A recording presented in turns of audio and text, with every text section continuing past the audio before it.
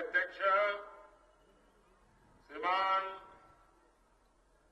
भावना दास सिंह जी, चुनाव के संयोजक चौबा सिंह जी, मणिपुर के महाराजा आदरणीय श्री लाइशेम्बा सानाजाओबा, डॉक्टर जितेंद्र सिंह जी, किरण रिज्जू जी, हेमंत बिस्वा जी, विधायक श्रीमान विश्वजीत सिंह जी, पूर्व मुख्यमंत्री श्रीमान कोईजाम जी, भाजपा के पूर्व अध्यक्ष शांति कुमार शर्मा जी, सुश्री सोसो सैजा जी, डॉक्टर बोरो बाबू सिंह, श्रीमती शारदा देवी जी, श्रीमान भरत सिंह जी, श्रीमान निम्बू सिंह जी, और दोनों तरफ आज हमारे सभी उम्मीदवार यहां हमारे बीच में हैं। सभी हमारे उम्मीदवार जनता जनार्दन उनको आशीर्वाद दें।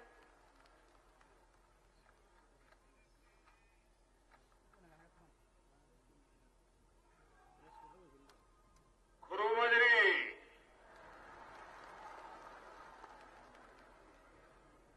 इमा मणिपुर खुरुमजरी,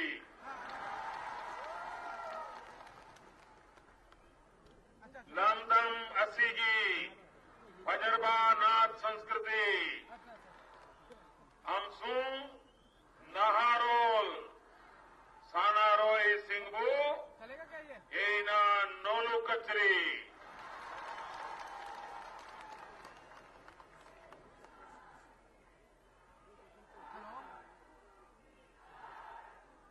भाइयों बहनों, आज मैं सबसे पहले मणिपुर के लिए एक शिकायत करना चाहता हूं, कंप्लेन करना चाहता हूं। करूं? लेकिन आप बुरा मान जाएंगे तो करूं? कंप्लेन करूं? बुरा नहीं मानेंगे ना? पक्का नहीं मानेंगे? एकदम पक्का। देखिए, 2014 में जब लोकसभा का चुनाव हुआ और मैं प्रधानमंत्री का उम्मीदवार था, और उस समय इसी मैदान में सभा थी, लेकिन उस समय आधा मैदान भी भरा नहीं था।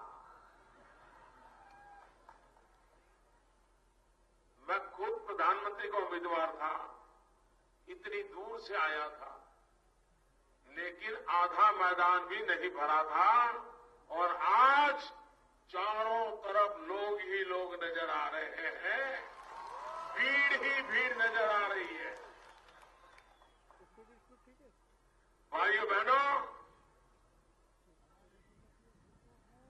आपने जो प्यार दिखाया है, आशीर्वाद दिखाए दिए हैं, इसके लिए शिकायत नहीं हो सकती है, सिर्फ आपका अभिनंदन ही हो सकता है, आपका धन्यवाद ही हो सकता है। भाइयों बहनों, आज मणिपुर पूरी तरह भारतीय जनता पार्टी के रंग में रंग चुका है, और कुछ ही दिनों में आप अपना नववर्ष भी मनाने वाले हैं, तब तो खुशियों का पार नहीं होगा, ऐसा मेरा पूरा विश्वास है। भाइयों बहनों,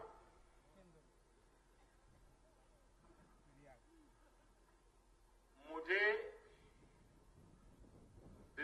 आपने जिम्मेवारी दी, अभी 2.5 साल हुआ है और यहां मुख्यमंत्री 15 साल से बैठे हैं। कोई काम नजर आता है क्या? कोई काम नजर आता है क्या? मणिपुर का भला किया क्या? विकास के काम किए क्या? नौजवान को रोजगार के लिए कुछ किया क्या? आप मुझे बताइए। मणिपुर जो हमारे पूरब का स्विट्जरलैंड माना जाता है,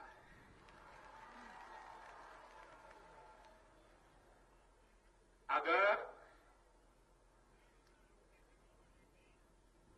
उसकी ये बर्बादी की है, 15 साल लगातार मणिपुर नीचे ही गया, नीचे ही गया।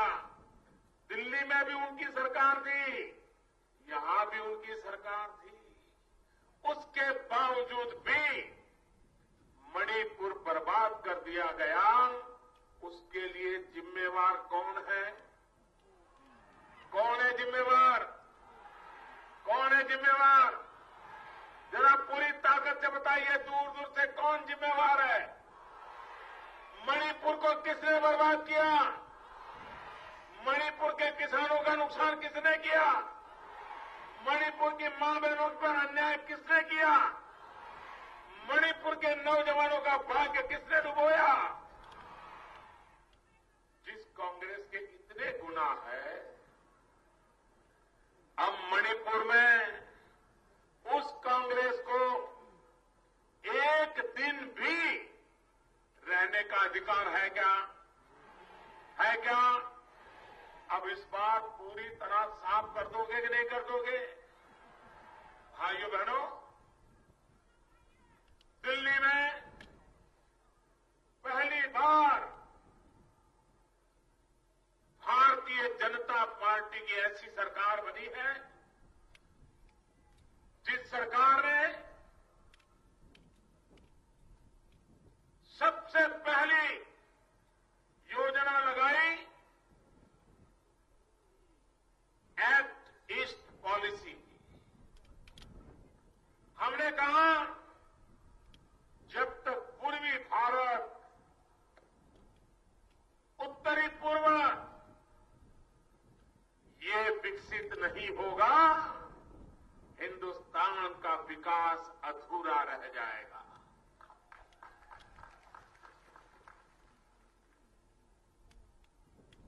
प्राकृतिक संपदा से हरा भरा यहां के लोग, सामर्थ्यवान, कानून को मानने वाले लोग, पवित्र जीवन जीना पसंद करने वाले लोग, अगर सरकार 2 कदम चले तो यहां के लोग 10 कदम दौड़ने के लिए तैयार होते हैं। ऐसा हमारा ये राज्य है। लेकिन भाइयों बहनों, नॉर्थ ईस्ट पुरानी सरकार कांग्रेस ने राजनीति का खेल का मैदान बना दिया। एक जनजाति को दूसरी जनजाति के साथ लड़ाना, चुनाव आ जाए तो विकास की चर्चा नहीं करना, काम का हिसाब नहीं देना, सिर्फ एक जाति को, एक जनजाति को दूसरी जनजाति के खिलाफ भड़का देना, लड़ाई करवा देना और बीच में से अपना उल्लू सीधा कर लेना, यही कारोबार चला है। भाइयों बहनों, ये मणिपुर को बर्बाद करने वाले इनके तौर तरीके ये खत्म होने चाहिए कि नहीं होने चाहिए? मणिपुर की एकता, मणिपुर का विकास, मणिपुर का भला, यही हमारा सपना हो या चाहिए कि नहीं? कोई भी जनजाति हो, पहाड़ी हो या तराई हो, शहर हो या गांव हो, हर किसी का एक समान रूप से भला होना चाहिए कि नहीं होना चाहिए? किसी के साथ अन्याय नहीं होना चाहिए ना?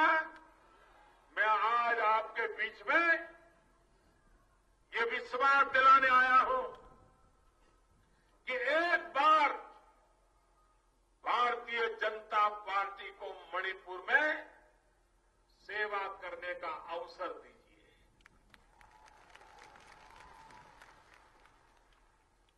हमें सिर्फ 5 साल दीजिए। उनको आपने 15 साल दिए हैं। 15 साल में जो काम उन्होंने नहीं किया है, मैं आपको विश्वास दिलाता हूं, भारतीय जनता पार्टी की सरकार 15 महीने में वो करके दिखाएगी आपको। 15 महीने में करने का मैं वादा करता हूं भाई। और आप हमारा व्यक्तिगत रूप से तो मेरा इस भूभाग के प्रति लगाव है। ये पूरा क्षेत्र हमारा नॉर्थ ईस्ट, सभी राज्यों का भला हो, ये देश की एकता और अखंडता के लिए भी आवश्यक है। जहां होनहार नौजवान है, वो हमारे देश की अमानत है। इन होनहार नौजवानों का देश के विकास में योगदान बढ़े, इससे देश का भला होने वाला है, देश का लाभ होने वाला है। और इसलिए हम यहां के नौजवानों के लिए विकास की नई ऊंचाइयां पार करना चाहते हैं। आप मुझे बताइए साहब, ये 15 साल यहां कांग्रेस का राज रहा। जब अटल बिहारी वाजपेयी की सरकार थी तो उन्होंने एक बड़ा महत्वपूर्ण काम किया था। उन्होंने ये नॉर्थ ईस्ट के लिए, ये सप्त भगिनी के लिए पहली बार दिल्ली में अलग मंत्रालय बनाया था, अलग बजट बनाया था। हर डिपार्टमेंट को कुछ परसेंटेज सिर्फ और सिर्फ नॉर्थ ईस्ट के लिए खर्च करने का निर्णय किया था। नॉर्थ ईस्ट के राज्यों के कोऑर्डिनेशन के लिए एक उत्तम प्रकार की व्यवस्था बनाई थी। लेकिन बाद में 10 साल दिल्ली में ऐसी सरकार बैठी कि जिसको इनकी परवाह नहीं थी, क्योंकि वो तो यही मानते थे अब एकाध एमपी इनका हमारे पास आया तो आया, नहीं आया तो नहीं आया, क्या फर्क पड़ता है। ये अहंकार था। भाइयों बहनों, सवाल एमपी की संख्या का नहीं है, सवाल इतने दूर सुदूर रहने वाले मेरे भाइयों बहनों के दिल में हिंदुस्तान के लिए कुछ कर गुजरने की इच्छा है, उनको अवसर देने का सवाल है। और हमने अवसर देने की दिशा में काम किया। पहले आए दिन महीने में 5 दिन 7 दिन ये नॉर्थ ईस्ट के मुख्यमंत्री और मंत्री दिल्ली में ही बैठे रहते थे। क्या करते थे भगवान जाने। और उस समय के प्रधानमंत्री, उस समय की सरकार, उस समय के पार्टी के नेता इन नॉर्थ ईस्ट से आए हुए नेताओं को मिलने का समय तक नहीं देते थे, समय तक नहीं देते थे। आज भाइयों बहनों, नॉर्थ ईस्ट का कोई भी मुख्यमंत्री हो, किसी भी दल का मुख्यमंत्री हो, मुझे जब भी मिलने के लिए कहता है, मेरे दरवाजे हमेशा हमेशा के लिए आप लोगों के लिए खुले होते हैं। लेकिन हम वहां अटके नहीं। हमने तो पिछले 2 साल में भारत सरकार के 90 मंत्रियों का दौरा, कोई मंत्री 2 बार आए होंगे, कोई 3 बार आए होंगे, लेकिन केंद्र का कोई न कोई मंत्री 90 बार नॉर्थ ईस्ट राज्यों में खुद आया और सिर्फ स्टेट कैपिटल पर नहीं, जिलों में गया और भारत सरकार की योजनाएं ठीक से लागू हो रही है कि नहीं हो रही है, कहीं भ्रष्टाचार तो नहीं हो रहा, इन सारी चीजों का सीधा सीधा हिसाब लेने का काम किया है। पहले कोई आता नहीं था, अगर आना पड़ता था तो यहां के लोगों को आता है। भाइयों बहनों, एडीसी की मीटिंग होती है, हमारे मंत्री जी इस मीटिंग में रहते हैं और नॉर्थ ईस्ट की समस्याओं के समाधान के लिए सब मिल बैठ कर रास्ता निकालते हैं। इतनी महत्वपूर्ण व्यवस्था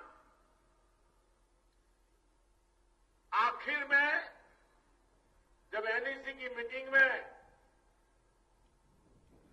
जब मोरारजी देसाई प्रधानमंत्री थे, करीब 40 साल पहले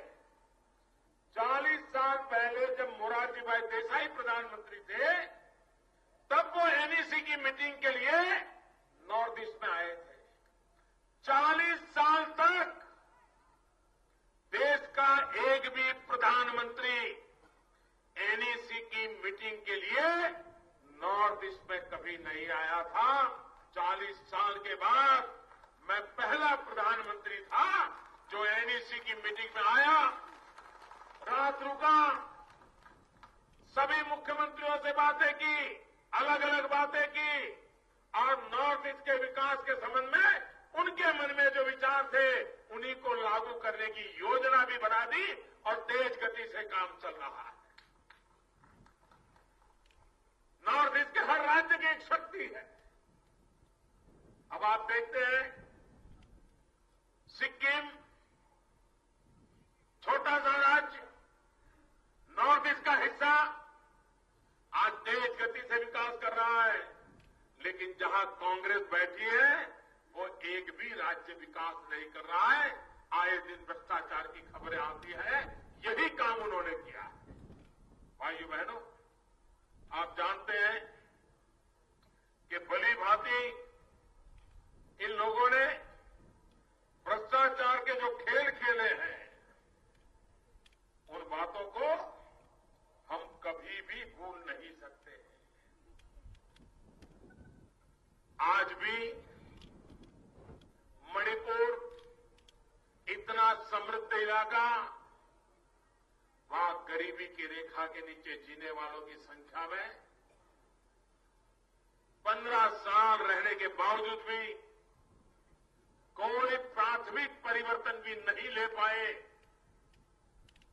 अगर गरीबों के प्रति इनकी इतनी उदासीनता है तो भाइयों बहनों, मेरे मणिपुर का विकास कैसे होगा? यहां पर भ्रष्टाचार की खबरें आए दिन, क्योंकि यहां तो भ्रष्टाचार करते हैं और जब पूछते हैं कि भाई क्या है, तो बोले दिल्ली थोड़ा भेजना पड़ता है।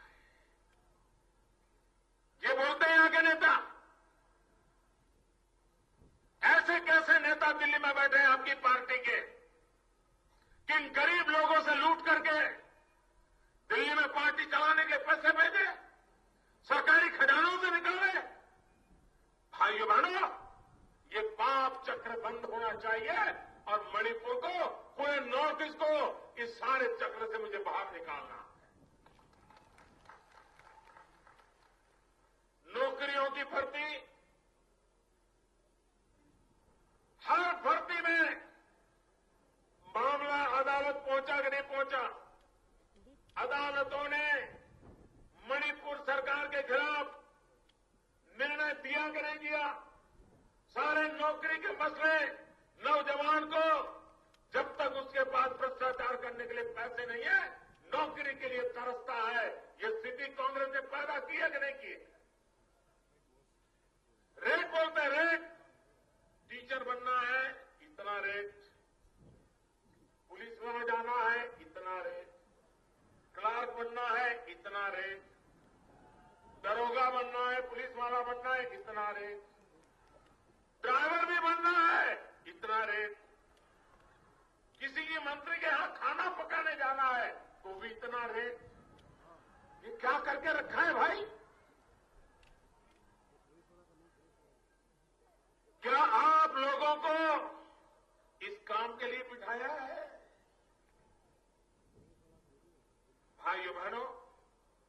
दिनों यहां के लोगों को बिजली की कटौती, हिंदुस्तान में जो औसत बिजली की कमी है उससे मणिपुर में 2.5 गुना कमी है। अगर मणिपुर को भारत सरकार बिजली देने को तैयार है, सस्ते में देने को तैयार है, लेकिन मणिपुर की कांग्रेस सरकार आपके घर में उजाला नहीं कराने देना चाहती, आपको अंधेरे में रखना देना चाहती है। मणिपुर सरकार को लगता है कि बिजली आएगा तो लोग टीवी चलाएंगे और टीवी में पता चल जाएगा कि इतना रुपया आया है लेकिन खर्च नहीं हुआ है, तो वो चली जाएगी सरकार, इसलिए बिजली भी नहीं देते, बिजली भी नहीं देते। भाइयों बहनों, जिस प्रकार से युवा को रोजगार के संबंध में अगर बिजली नहीं होगी तो यहां कौन कारखाने लगाएगा? कारखाने नहीं लगाएगा तो नौजवान को रोजगार कहां से मिलेगा? भाइयों बहनों, बिजली का उपयोग है, लेकिन इस सरकार को भारत सरकार बिजली देती है तो भी उसको विकास करने में कोई रुचि नहीं है, और उसके कारण यहां आपने देखा होगा दिल्ली में हमने एक महत्वपूर्ण निर्णय किया। हमने दिल्ली की पुलिस में खास तौर पर नॉर्थ ईस्ट के नौजवानों को रोजगार देने का प्रबंध किया, ताकि दिल्ली में लोग देखें कि मणिपुर से आए हुए नौजवान कितने होनहार है, किस प्रकार से दिल्ली की सुरक्षा कर सकते हैं, ये ताकत दिखाने का हमने काम किया। मैंने हिंदुस्तान के और राज्यों को भी कहा है कि आप भी अपने यहां पुलिस में नॉर्थ ईस्ट के नौजवानों को बुलाइए, उनकी सेवाएं लीजिए और देश को एक विश्वास दिलाइए कि नॉर्थ ईस्ट में हमारे जो होनहार नौजवान हैं वो हिंदुस्तान के किसी भी कोने में जाकर के मां भारती की सेवा कर सकते हैं, जन सामान्य की रक्षा कर सकते हैं। भाइयों बहनों, यहां पर शिक्षा का अधिकार का मुद्दा हो, रोजगार का मनरेगा की योजना हो, एक भी चीज भारत सरकार के पैसे मिल रहे हैं लागू करने में उनको रुचि नहीं है। रुपया आते हैं, किसी के घर चले जाते हैं। मैं तो हैरान था जब मैंने 8 नवंबर को रात को 8 बजे टीवी पर आकर के कहा कि मेरे प्यारे देशवासियों, और 1000 और 500 की नोट बंद कर दी, तो सबसे पहले कांग्रेस के नेता भागा भाग करने लगे, क्या हो गया?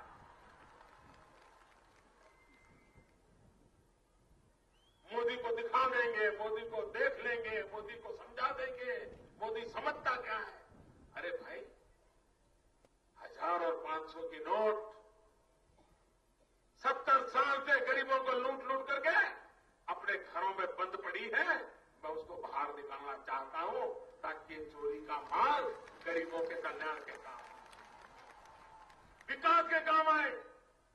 कुएं में पानी नहीं है तो कुआं खोदने के लिए काम आए किसान के लिए, गांव में स्कूल नहीं है तो स्कूल बनाने के लिए काम आए, रेल का स्टेशन नहीं है तो रेल का स्टेशन बनाने के लिए काम आए, अस्पताल नहीं है तो अस्पताल बनाने के लिए काम आए।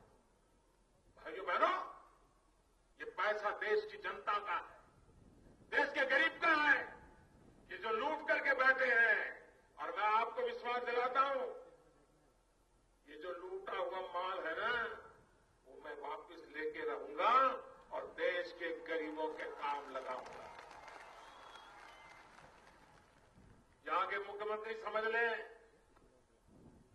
मणिपुर में जो भ्रष्टाचार हुआ है 15 साल में, उसका कच्चा चिट्ठा हम खोल देंगे। ये बात मान के चलो, क्योंकि आपने सिर्फ चुनाव जीतने के लिए के समाजों को एक दूसरे का दुश्मन बना के रख दिया। भाई भाई को लड़ा दिया आपने। क्या राजनीति इतनी नीचे स्तर पर गई है, जिसको समाज की परवाह नहीं हो, देश की परवाह नहीं हो, मणिपुर की परवाह न हो, सिर्फ अपनी कुर्सी की परवाह हो? ऐसे लोगों को एक पल भी रहने का अधिकार नहीं है। और इसलिए अब यहां कहते हैं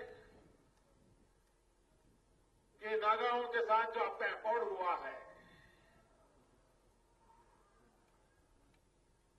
मैं जरा यहां के मुख्यमंत्री को पूछना चाहता हूं, 1.5 साल सोए थे क्या? गहरी नींद सोए थे क्या? ये अकॉर्ड 1.5 साल पहले हुआ ना। आपने कभी भारत सरकार को चिट्ठी लिखी है? मैंने स्वयं ने कांग्रेस के नेताओं को अकॉर्ड में क्या है सारा बताया है। और आज 1.5 साल के बाद जब चुनाव घोषित हो गया तो झूठ फैला करके मणिपुर के लोगों को बांटने का पाप कर रहे हो। मेरे मणिपुर के भाइयों बहनों, आप तय कीजिए कि आपको 15 साल तक मणिपुर को बर्बाद करने वाले मुख्यमंत्री के झूठ को मानना है या 2.5 साल से ईमानदारी से आपकी सेवा में लगे हुए प्रधानमंत्री के सच को मानना है। नहीं, मैं आप पे छोड़ देता हूं भाई, लेकिन मैं आपको विश्वास दिलाता हूं, नागाओं के साथ जो अकॉर्ड हुआ है, इसमें कहीं पर भी मणिपुर के टेरिटरी के साथ कोई भी धोखा करने की चर्चा नहीं है।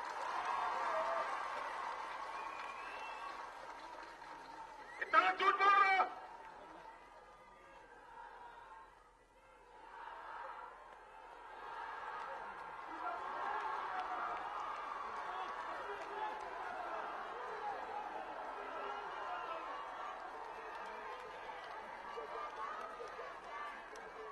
मणिपुर के मेरे प्यारे भाइयों बहनों,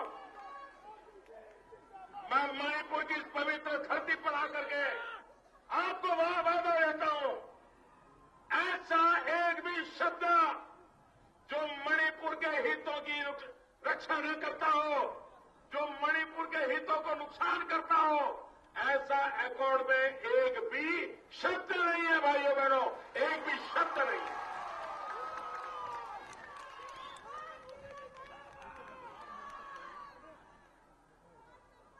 आप झूठ बोल रहे हो भाइयों बहनों। ऐसी कैसी सरकार जिसकी जिम्मेवारी है कि अपने राज्य के नागरिकों को जरूरी सारी चीजें मुहैया कराना, दवाइयां चाहिए दवाइयां मिलनी चाहिए, अनाज मिलने का हो तो अनाज मिलना चाहिए, नमक की जरूरत तो नमक मिले, चीनी की जरूरत तो चीनी मिले, पेट्रोल केरोसिन की जरूरत हो तो पेट्रोल केरोसिन मिले, डीजल की जरूरत हो डीजल मिले। आप मुझे बताइए, ये पहुंचाने की जिम्मेवारी राज्य सरकार की है कि नहीं है? जरा जोर से बोलिए, राज्य सरकार की है कि नहीं है? राज्य सरकार की है कि नहीं है? कहीं कोई भी रुकावट करता है तो उनको हटाने की जिम्मेवारी राज्य सरकार की है कि नहीं है? भाइयों बहनों, कानूनन हिंदुस्तान का संविधान कहता है ये पूर्णतः जिम्मेवारी मणिपुर के मुख्यमंत्री की है, मणिपुर की सरकार की है, मणिपुर की पुलिस की है। उसके बाद भी रास्तों पर ब्लॉकेज चल रहा है, लोगों को अनाज नहीं मिल रहा, दवाई नहीं मिल रही, बच्चों को दूध नहीं मिल रहा है। कैसी सरकार चलाते हो भाइयों बहनों? ये उनकी विफलता का जीता जागता उदाहरण है। ये जिम्मेवारी उनकी है। भाइयों बहनों, आपको मैं कहता हूं 11 तारीख को चुनाव के नतीजे आएंगे। 13 मार्च को हिंदुस्तान होली का उत्सव मनाएगा। भारतीय जनता पार्टी की मणिपुर में सरकार बनेगी और मणिपुर के हाथ में सरकार आते ही कोई भी ब्लॉकेज नहीं रहने देंगे। मैं आपको वादा करता हूं और हम दिखा देंगे कि सरकार कैसे चलती है।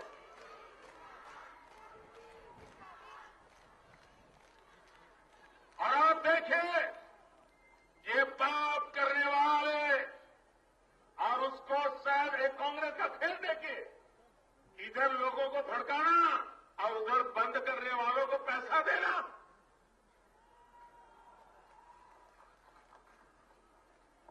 और मैं जानकारियों के आधार पर बोल रहा हूं भाइयों बहनों, 3-3 महीने से नेशनल हाईवे को ब्लॉकेज करके रखे हुए हैं और उनको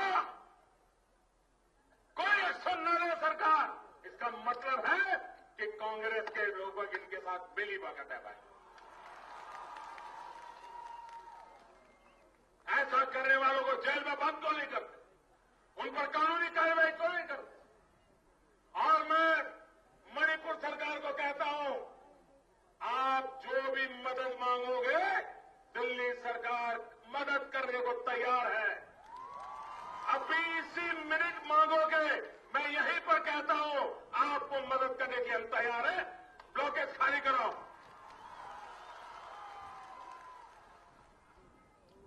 भाइयों बहनों,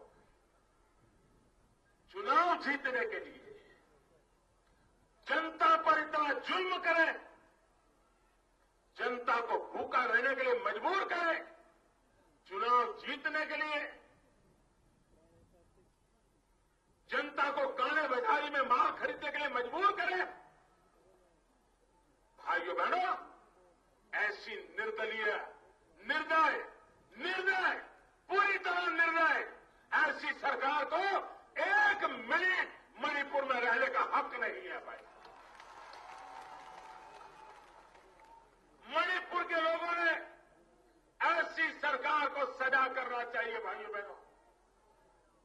और ये चुनाव मौका है, आपके साथ एक खिलवाड़ किया है और आप पुराना इतिहास देखिए, हर चुनाव के पहले ऐसा ही ड्रामा किया है उन्होंने, ऐसा ही खेल खेला है, भाई के साथ झगड़ा करवा दिया है और अपना उल्लू सीधा किया है।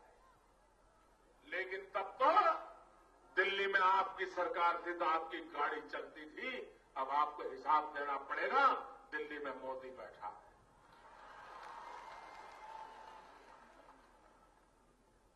मैं कांग्रेस के नेताओं को कहता हूं, ये जनता पर जो जुल्म किया है इसका जवाब आपको देना पड़ेगा। आप अब बचने वाले नहीं हो, मान के चलिए भाई। और झूठ बोलते हो, जिम्मेवारी आपकी, करना कुछ नहीं और बचा ले रहे हो, हिसाब लगा रहे हो। ये ब्लॉकेज जरा ज्यादा तेज होगा तो ज्यादा फायदा होगा, लोग भूखे मरेंगे तो फायदा होगा। अरे मुख्यमंत्री जी, वो जमाना चला गया। अब मणिपुर का बच्चा हर बात को समझता है, आपके झूठ को कभी स्वीकार करेगा। चाहे मैदानी इलाकों में रहने वाले हो, चाहे पहाड़ी इलाकों में रहने वाले हो, आप विश्वास दिखिए, आप मेरे लिए समान है भाइयों बहनों। आप किस जनजाति के हैं, आप किस इलाके में हैं, मेरी सरकार कभी आपसे भेदभाव नहीं करेगी। आपको हक का पूरा देने के लिए हम कोई कसर नहीं छोड़ेंगे, ये मैं आपको विश्वास दिलाता हूं। भाइयों बहन, हमने यहां स्पोर्ट्स यूनिवर्सिटी बनाने के लिए मणिपुर के लोगों ने कितना बड़ा देश का नाम रोशन किया है। पूरे खेल जगत में आज हम गर्व से खड़े रहते हैं कि मणिपुर के हमारे लोगों ने कितना बड़ा हमारा मान सम्मान बढ़ाने का काम किया है देश का। मणिपुर के अंदर एक ताकत पड़ी है और इसलिए हमने स्पोर्ट्स यूनिवर्सिटी बनाने का निर्णय किया, पैसे आवंटन कर दिया। लेकिन ये मुख्यमंत्री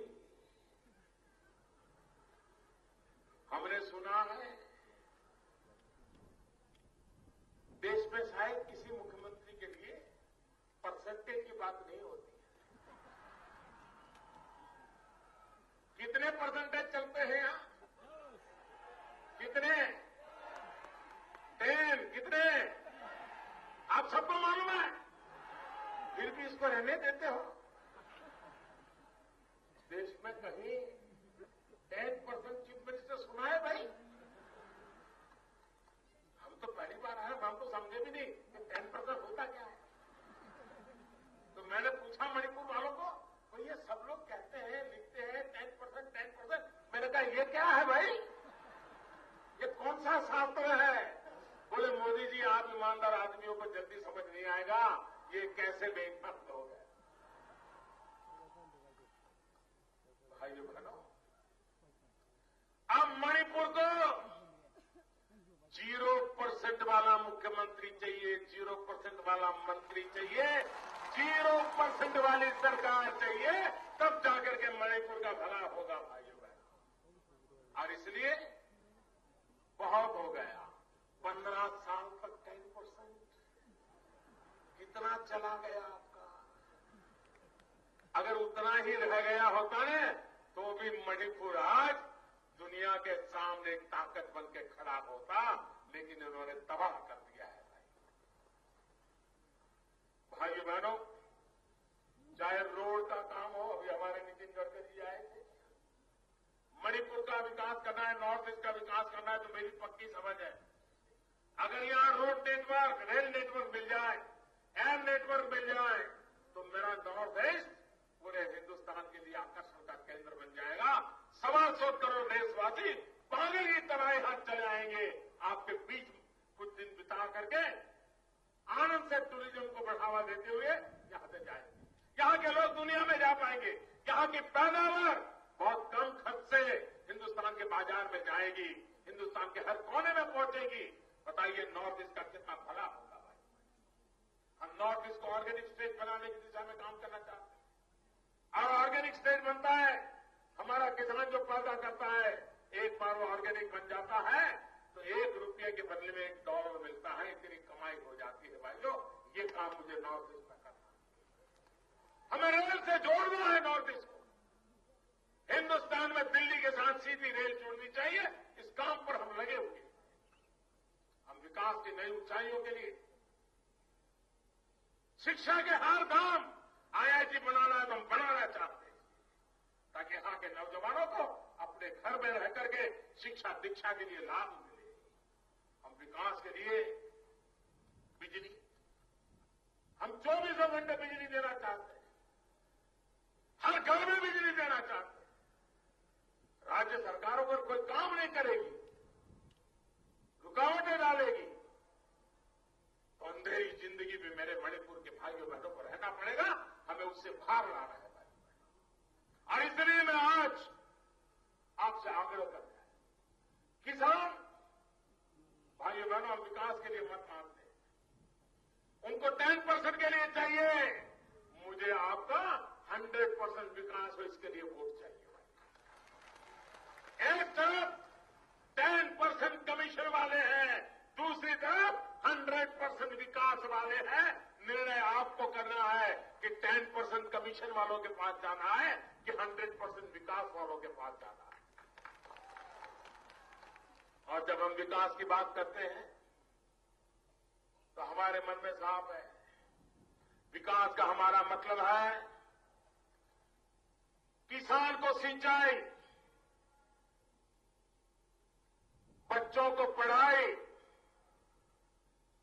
युवा को कमाई और बुजुर्गों को दवाई।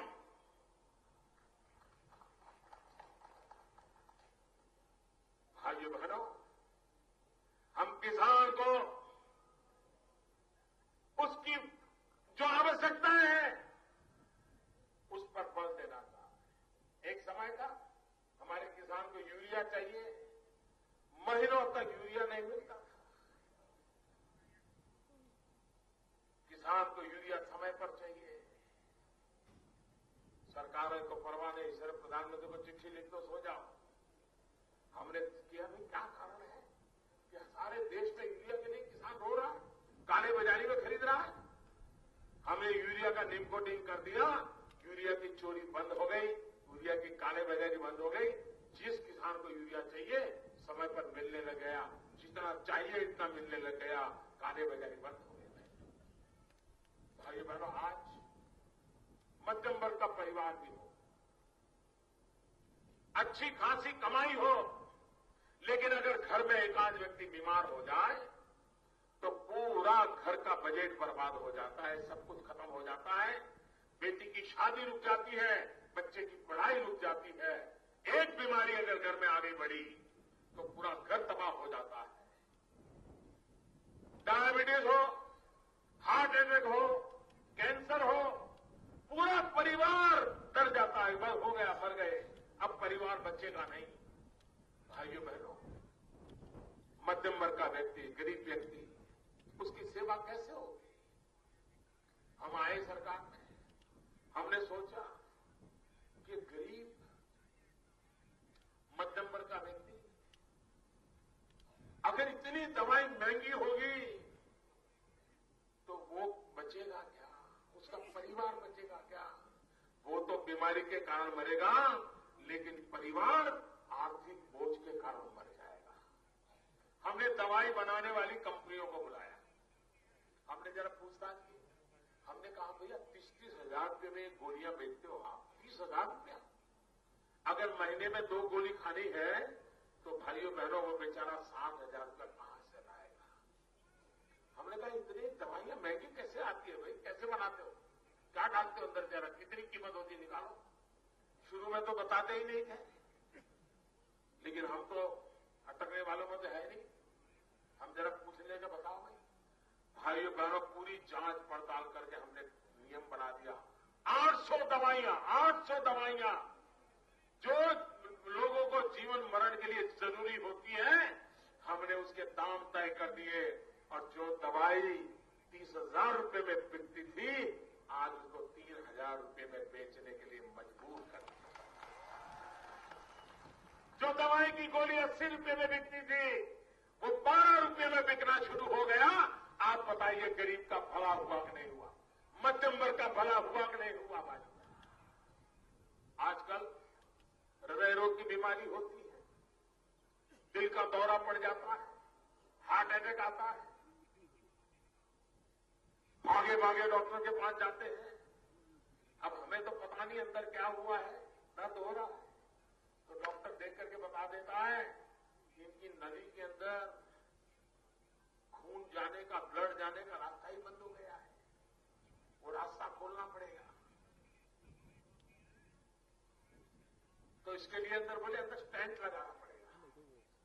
और फिर डॉक्टर बताता है कि ये देसी स्टेंट है, इंडिया का बना हुआ है, ये लगाओगे तो 45,000 रुपया होगा, ये विदेश से लाए हैं, ज्यादा अच्छा है, ये लगाओगे तो 1.25 लाख 1.5 लाख रुपया होगा। अब बेचारा मृत्युशैया पे पड़ा है, हृदय रोग का बीमारी है, मां बाप को, बच्चों को, भाई को, बहन को, पत्नी को, सबको लगता है बचना चाहिए। तो वो कहते हैं कि भाई आपका क्या सलाह है, क्या करें? तो कहता है अगर 45,000 वाला स्टेंट लगाओगे तो 4-6 साल जिंदा रहेगा, लेकिन ये 1 लाख 1.5 लाख वाला लगाओगे तो जीवन भर कभी देखना नहीं पड़ेगा। तो वो बेचारा कौन कहेगा कि भाई 6 साल में मरना है, तो 1.5 लाख का लगवा देता है। भाइयों बहनों, मैं हैरान था, गरीब आदमी 1.5 लाख का स्टैंड कहां से लगाएगा? मैंने बनाने वालों को बुलाया, जरा हिसाब किताब मांगा, और मैंने कहा आप गरीब जनता को लूट रहे हो, बंद करो ये सब। और आपने देखा होगा अभी 10 दिन पहले भारत सरकार ने एक ऑर्डर कर दिया कि 45,000 रुपये में जो स्टैंड बेचते हो वो बंद करो, सिर्फ 7,000 रुपये में बेचना पड़ेगा, ताकि गरीब आदमी दवाई करा।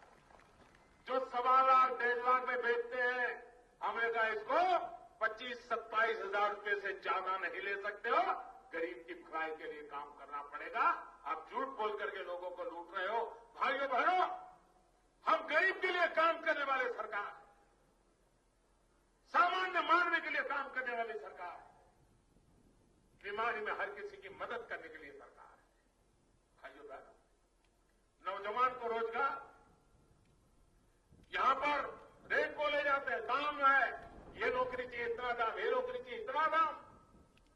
हमने भारत सरकार में आने के बाद एक नियम बनाया कि वर्ग 3 और 4, भारत सरकार में सबसे ज्यादा रोजगार उसी में होता है। तो हमने कहा कि वर्ग 3 और 4, क्लर्क बनना है, टीचर बनना है, सरकारी मुलाजिम बनना है, पुलिस इंस्पेक्टर बनना है, ये सारे 3 और 4 में आते हैं। अब वो जब इश्तेहार निकलता है, एडवर्टाइजमेंट निकलता है, तो लाखों लोग अर्जी करते हैं। अर्जी करने के बाद लिखित एग्जाम होती है, उसमें कुछ लोग पास होते हैं, उसके बाद इंटरव्यू होता है और इंटरव्यू के बाद नौकरी मिलती है। होनहार लड़का भी स्कूल में, कॉलेज में अच्छे मार्क लाया है, रिटर्न टेस्ट देता है, उसमें भी अच्छे मार्क आते हैं, इंटरव्यू की चिट्ठी आ जाती है घर पे, मां बाप को लगता है चलो बेटे को अब नौकरी मिल जाएगी। 2-4 दिन में कोई घर आ जाता है, वो कहता है सुना है बेटे को इंटरव्यू आया है, तो मां भी खुशी से कहती है हाँ हाँ बहुत अच्छा हो गया, बेटे को इंटरव्यू आया है। फिर वो समझाता है कि देव भाई ये इंटरव्यू आया है तो ऐसे नौकरी नहीं मिलती है, किसी की सिफारिश लगती है, आप जरा कुछ कोशिश करो। तो वो मां कहती है देखो भाई तुम्हारे पास कोई है तो मदद करो। तो वो फिर 3 दिन के बाद दोबारा आता है, मां मैंने एक आदमी ढूंढ लिया है, इंटरव्यू में पास करवा देगा, बस सिर्फ 2 लाख रुपए लगेगा। वो मां को भी लगता है बेटे को बेचारे को नौकरी मिल जाए, तो वो भी अच्छा बेटा मैं घर गिरवी रख देती हूँ, गहने गिरवी रख देती हूँ, जमीन गिरवी रख देती हूँ, लो 2 लाख रुपया बेटे को नौकरी दिलवा दो। ये चलता है कि नहीं चलता है भाइयों? ये पाप चलता है कि नहीं चलता है? कोई मुझे बताए ऐसा कैसा विज्ञान है कि कमरे में 3 बाबू बैठे हैं, एक दरवाजे से कोई इंटरव्यू जिसको देना है वो नौजवान या वो बेटी अंदर आती है, 30 सेकंड में, आधे मिनट में वो 3 में से एक आध पूछ लेता है क्या नाम है, कहां से आए हो, ठीक है, और वो दूसरे दरवाजे से निकल जाता है। क्या आधी मिनट में ये पता चल जाता है कि कौन अच्छा है कौन बेकार है? ये बेईमानी है कि नहीं है? ये पैसे कमाने का गोरख धंधा है कि नहीं है? ये भ्रष्टाचार का दरवाजा है कि नहीं है? भाइयों बहनों, दिल्ली में आकर के हमने निर्णय कर लिया कि अब वर्ग 3 और 4 के लिए कोई इंटरव्यू नहीं होगा। जो लोग परीक्षा का मार्क आया है कंप्यूटर में डाल दिया जाएगा और जिसके सबसे ज्यादा मार्क है उसको सीधा सीधा नौकरी का ऑर्डर चला जाएगा, कोई इंटरव्यू नहीं होगा। भ्रष्टाचार गया कि नहीं गया? भ्रष्टाचार गया कि नहीं गया? नौजवान को उसका हक का मिला कि नहीं मिला? हमने मणिपुर को कहा कि आप भी लागू करो, नहीं किया। क्यों नहीं किया भाई? क्योंकि उनको मालूम है वो ठेले वाला उन्हीं का तो होता है 10%। भाइयों बहनों, भारतीय जनता पार्टी सरकार बनने के बाद हम मणिपुर में भी ये इंटरव्यू के नाम पर चल रहे कारोबार को बंद करा देंगे, ये भ्रष्टाचार को बंद करा देंगे, नौजवान को रोजगार मिलने की चिंता करें। भाइयों बहनों, आप मुझे बताइए 2014 में जो लोकसभा का चुनाव हुआ उस समय कांग्रेस पार्टी, और मैं यहां मणिपुर में भाषण में बोला था उस समय, कांग्रेस पार्टी ने देश को क्या वादा किया था?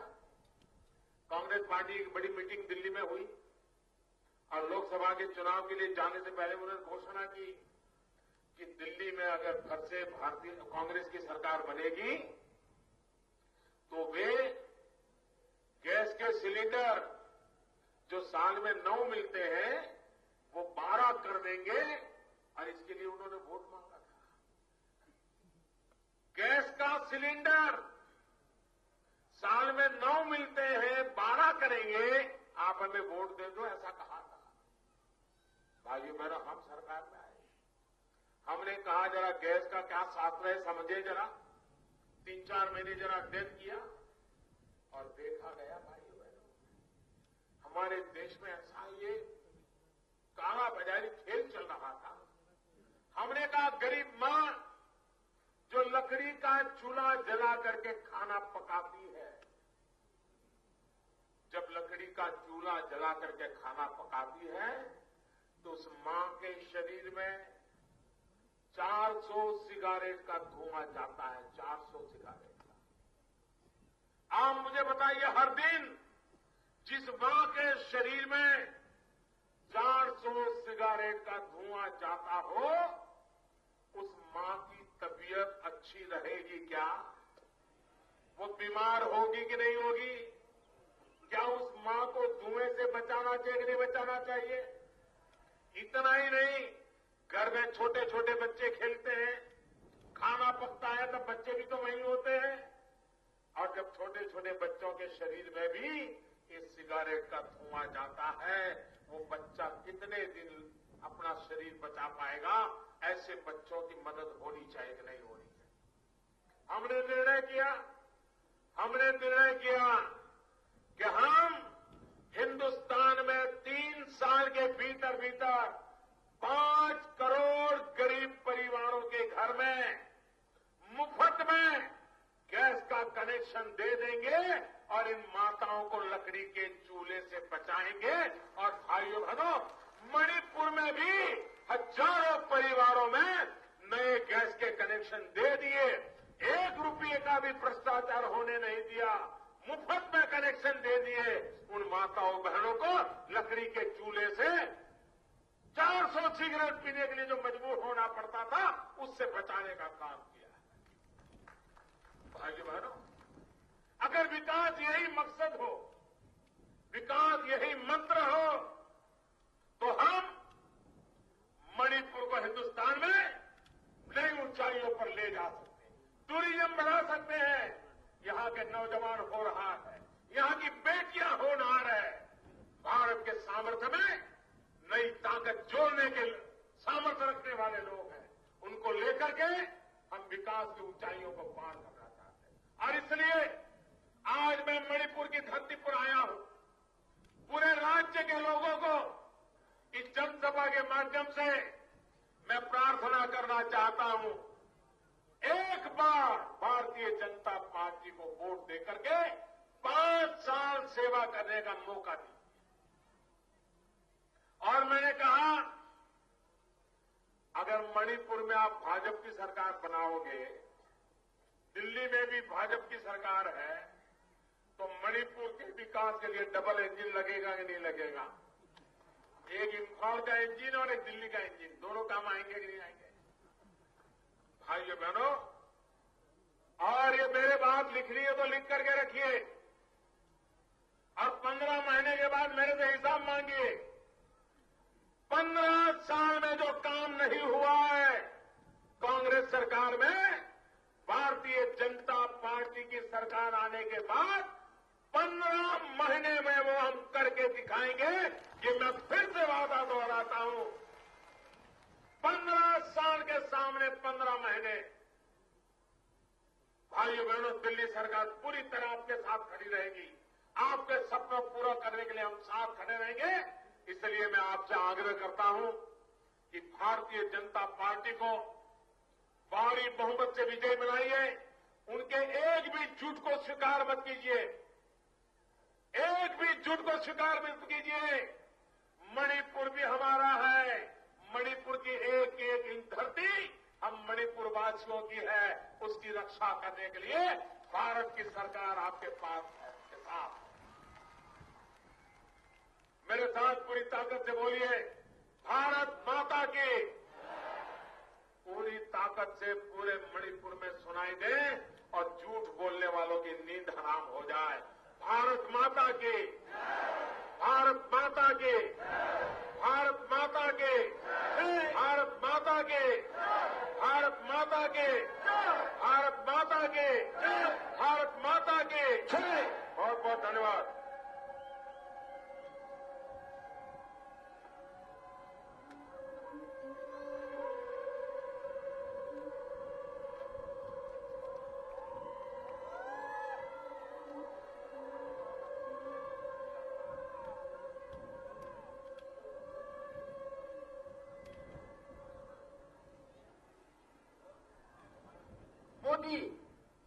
मोदी मोदी मोदी मोदी मोदी मोदी मोदी मोदी मोदी मोदी मोदी मोदी मोदी भारत माता